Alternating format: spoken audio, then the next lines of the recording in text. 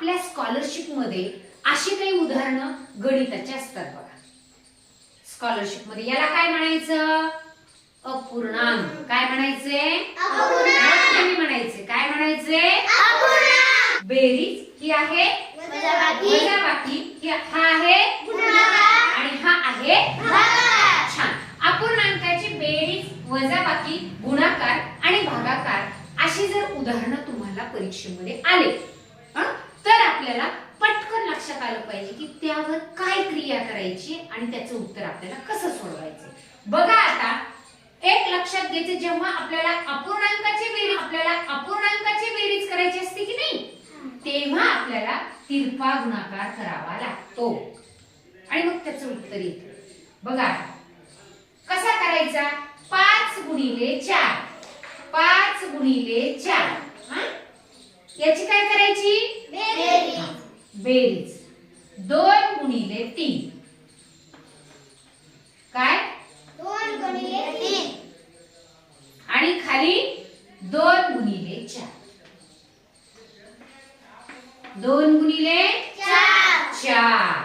बघा कळले मी काय केले? बेरीज करायची अपूर्णांकाची. जेव्हा अपूर्णांकाचे छेद समान नसतात तेव्हा आपल्याला या पद्धतीने बेरीज करावी लागते.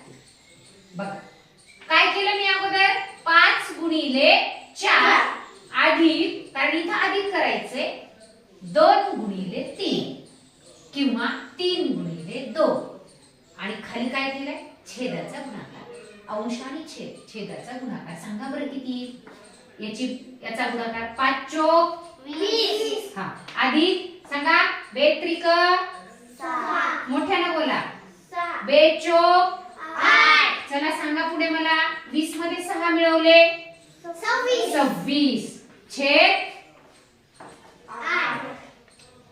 या अपूर्णांकाची झालं उत्तर 26 अंश छेद 8 किंवा 26 छेद 8. काय केलं लक्षात आलं? जेव्हा छेद विषम आहेत, इथं छेद आणि इथला छेद समान नाही, सारखा नाही, जेव्हा वेगळे छेद असतात तेव्हा आपल्याला अशी क्रिया करून या अपूर्णांकाचं उत्तर असं आणायचं. खूप सोपं. या दोन्हीचा गुणाकार अधिक या दोन्हीचा गुणाकार आणि खालचा गुणाकार, त्या पद्धतीने. कळाले? बेरीज. त्यानंतर बघूया आता काय करायचंय आपल्याला. वजाबाकी. अपूर्णांकाची विषम छेद अपूर्णांकाची वजाबाकी. आता तसंच करायचं. सांगा बरं मला. अगदी तसं, फक्त इथं वजा करायचं. सांगा 8 गुणिले 3. सांगा 8 म्हणा. हा वजा 5 गुणिले 2. छान. छेद सांगा 2 गुणिले 3. हा बरोबर. चला पटपट बोला. पटपट बोला. पटपट बोला. वजा 15 होत नाही. बरोबर. यासाठी पाडे महत्वाचे असतात. 24 मधून 10 गेले. 24 वजा 10. मागे 10 जर पावलं गेलो आपण 24 मधून तर किती राहणार आहे? 14 छेद 6. हे या अपूर्णांकाचं उत्तर आहे. काय केलं? तिरपा गुणाकार, वजाबाकी म्हणून वजा आणि परत अंश, दुसऱ्याचा अंश, पहिल्याचा छेद, याचा गुणाकार, खालचा. कारण विषम छेद अपूर्णांकाची बेरीज आणि वजाबाकी करताना आपल्याला हीच प्रोसेस करावी लागते आणि मग आपण या उत्तरापर्यंत पोहोचतो. आले लक्षात? हो. छान. आता याच्यात आणखी सोपं झालं बघा. गुणाकारामध्ये. गुणाकारात खूप सोपं. अंशाचा गुणाकार करायचा. 5 गुणिले 3 किती? 15.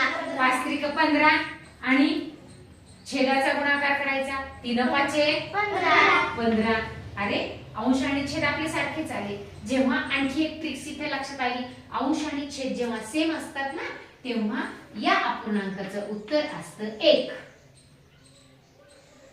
हा जर पर्याय नसेल तिथं 15/15 तर 1 हा पर्याय असतो ते.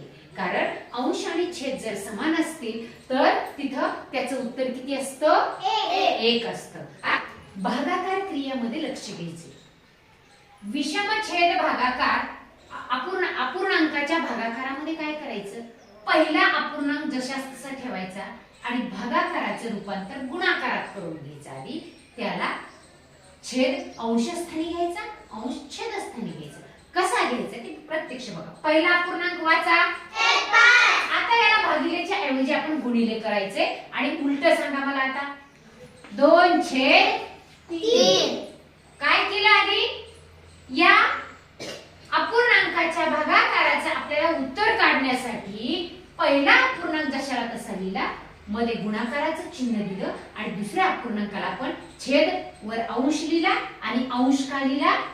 छेद लिहिला. आता परत आलो आपण जो आपण तिसरा गुणाकार सोडवला होता, अंशाचा गुणाकार आणि छेदाचा गुणाकार.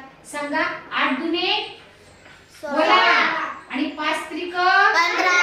हे झालं या अपूर्णांकाचं उत्तर. लक्षात आले? बघा अपूर्णांकाचा भागाकार करताना काय केलं? बोला पटापटा. पहिला अपूर्णांक जशास तसा लिहिला आणि दुसऱ्याचं काय केलं आपण? छेद वर लिहिला आणि अंश खाली लिहिला. बरोबर आहे? आणि गुणाकारामध्ये अंशाचा गुणाकार असतो आणि छेदाचा गुणाकार असतो. लक्षात आलंय?